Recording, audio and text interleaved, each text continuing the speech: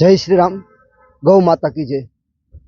અહીં મોરબી જિલ્લાના તમામ ગૌપાલકો ગૌ પ્રેમીઓ દ્વારા પ્રાંત અધિકારી શ્રીને 7,500થી વધુ સહીઓ કરેલા કાગળો સાથે એક અરજી કરવામાં આવી છે અને જે અરજીનો ઉદ્દેશ એવો છે કે ગાયને રાષ્ટ્રમાતા ઘોષિત કરવામાં આવે, ગૌચરની જે જગ્યાઓ છે એ ગાયો માટે જ વાપરવામાં આવે, ગૌ સંવર્ધન કરવામાં આવે, એ ગાયોનું રક્ષણ કરવામાં આવે, ગાયોને કતલખાને જતી બચાવવામાં આવે। આ કાર્યક્રમમાં મોરબીના તમામ ગૌસેવકો, ગૌપાલકો, ગૌપ્રેમીઓ અને સંતો મહાત્માઓ જોડાયેલા હતા।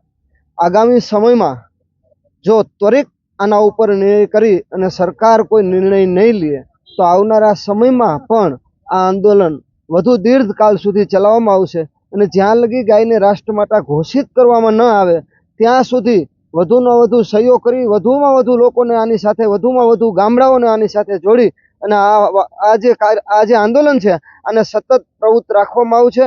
સરકારને અમારી નમ્ર અરજ છે કે વહેલામાં વહેલી તકે ગાયને રાષ્ટ્રમાતા ઘોષિત કરી અને ગાય બચાવ માટે, ગૌ પાલન માટે અને ગૌ સંવર્ધન માટેના તમામ શક્ય પ્રયત્નો સરકારશ્રી દ્વારા કરવામાં આવે।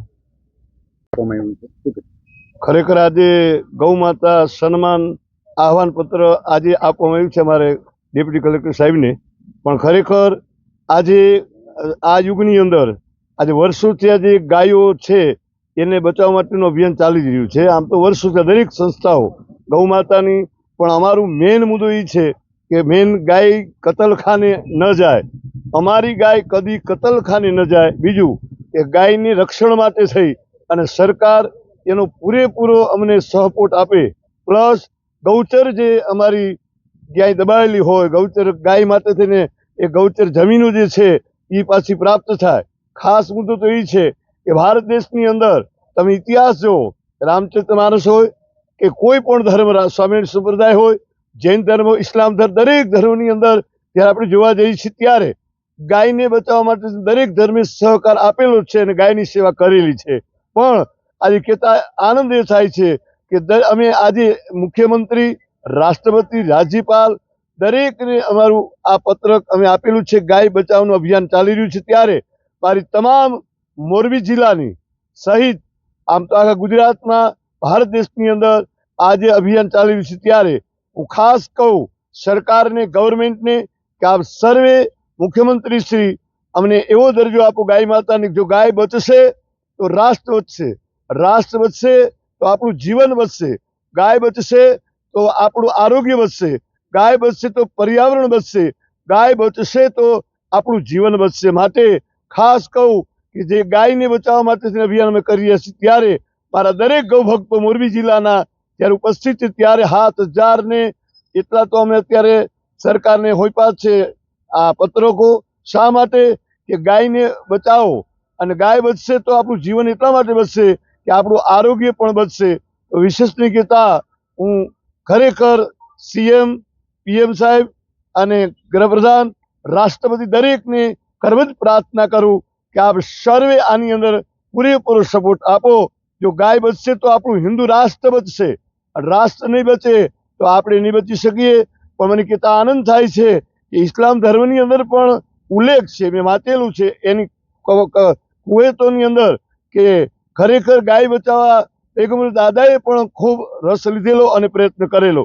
તો મારા દરેક સનાતન ધર્મીઓ, હિન્દુ ધર્મીઓ આ બધા એક થઈ અને ગાય બચે એના માટે થઈને આપ એક અભિયાન ચલાવીએ અને સરકાર અમને પૂરો સપોર્ટ આપે એવી કરવત प्रार्थना साथ भारत माता न चरण में कोटि कोटि प्रणाम। मेरे गौ भक्तों के चरण में और आप सबकी चेतना को प्रणाम के साथ मेरी वाणी को विराम देता हूँ। बोले गौरी गाय मातनो, गौरी गाय मातनो, जय जय गरवी गुजरात, जय जय गरवी गुजरात। अभियान बचाव माटेनी थई અને આજે મોરબી શહેરની આસપાસના ગામોમાંથી 7,000થી ઉપર આજે આપણે બધાની સહીઓ લઈ અને આપણે ડેપ્યુટી કલેક્ટર સાહેબને આવેદન આપેલું છે। અને ખાસ કરીને અમે ગૌસેવકો તરફથી એક રાષ્ટ્રપતિને, વડાપ્રધાનશ્રીને, મુખ્યમંત્રીશ્રીને એક નમ્ર હાથ જોડીને પ્રાર્થના કરી છે કે જો ગાય બચશે નહીં તો આ દેશ નહીં બચે। ગાયના આરોગ્યથી, ગાયને જે ઓરા છે, બોડી ઓરા છે, જેનાથી અત્યારે વાતાવરણનું, આ ધરતીનું અંદરમાં જે કાંઈ અત્યારે પોઝિટિવિટી છે એ જળવાઈ રહી છે। જ્યારે ગાયનું અસ્તિત્વ જશે ત્યારે માણસની અંદરમાં પોઝિટિવિટી જશે, જ્યારે એ જશે ત્યારે માણસમાં નકારાત્મક વિચારથી આની અંદરમાં જે અટાણે યુદ્ધો થઈ રહ્યા છે પશ્ચિમ દેશોની અંદરમાં, તો આપણે જાણીએ છીએ કે જ્યાં અહીંયા ગાયનું અસ્તિત્વ નથી.